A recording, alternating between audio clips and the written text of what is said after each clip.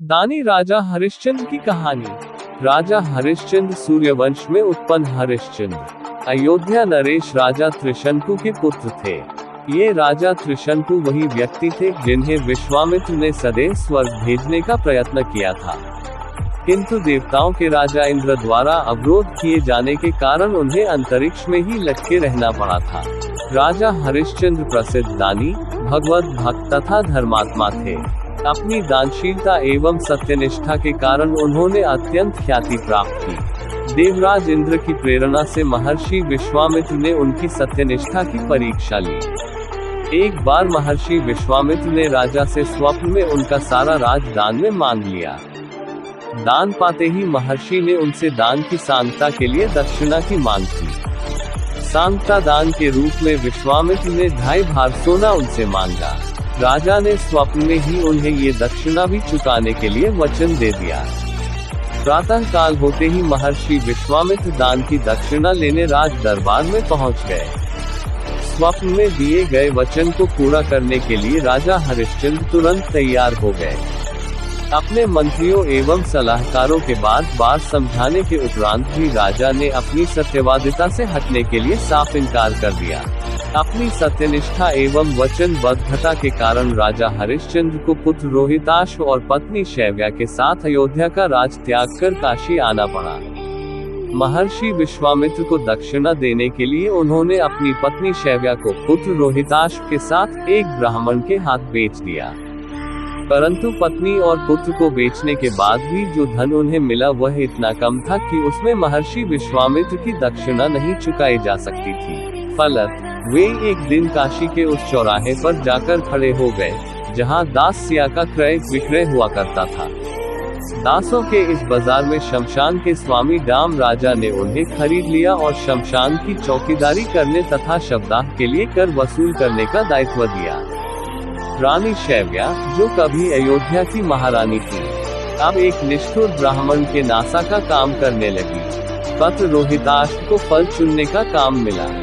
फूल चुनते एक दिन रोहिताश्व की सर्पदंश से मृत्यु हो गई। बेचारी महारानी शैव्या अब तो दासी मात्र थी। पुत्र के शव को उठाए अकेले शमशान पहुंची, पर हाय रे दुर्भाग्य, शमशान का चौकीदार बिना कर लिए शव को जलाने नहीं दे सकता था। कौन चौकीदार? उस मृत पुत्र का पिता स्वयं महाराज हरिश्चंद्र। छाती पर पत्थर रखकर कर्तव्य का पालन करना था। चांडाल स्वामी की आज्ञा जो थी कि कर दिए बिना कोई शव जला पावे।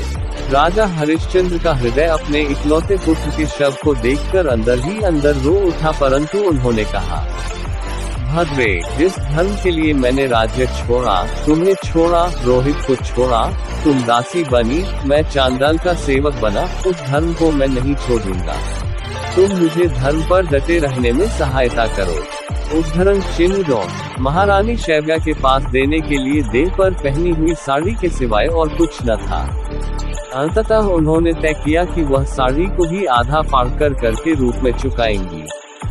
पर जैसे ही महारानी ने साड़ी उतारकर उसे आधा फाड़ने के लिए उद्यत हुई कि आकाश दिव्य प्रकाश से आलोकित हो गया और गुरु गंभीर वाणी में आकाशवाणी हुई, अहो दानमहो धैर्यमहो वीर्यम खंडितः उदार धीर वीराना हरिश्चंद्रो ने दर्शनम। अर्थात, हे राजा हरिश्चंद्र, आप धन्य हैं, आपका दान धन्य है, आपकी धीरता और वीरता धन्य है। आप उदार धीर और वीर पुरुषों के आदर्श हैं।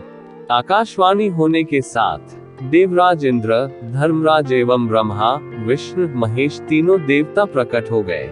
देवराज इंद्र ने उनसे क्षमा मांगते हुए कहा कि उन्होंने ही विश्वामित्र के माध्यम से उनकी सत्यनिष्ठा की परीक्षा लेनी चाहिए थी। इसमें वे सफलता पूर्वक उत्तीर्ण हुए।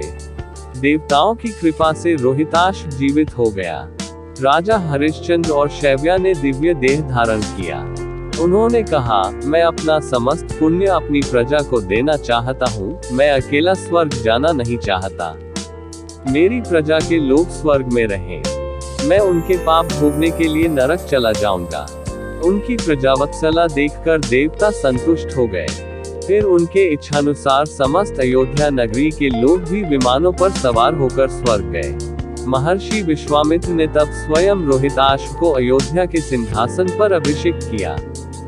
दैत्य गुरु शुक्राचार्य ने सत्यवादी राजा हरिश्चंद्र के लिए तब कहा, हरिश्चंद्र समो राजा न भूतो न भविष्यति।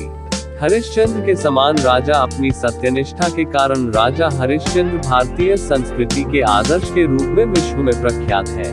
दोस्तों, ये डैनी राजा हरिश्चंद्र की कहानी वीडियो कैसे लगा मुझे कमेंट में जरूर बताइएगा। अगर अच्छा लगे तो लाइक, शेयर और सब्सक्राइब करें। जय हिंद।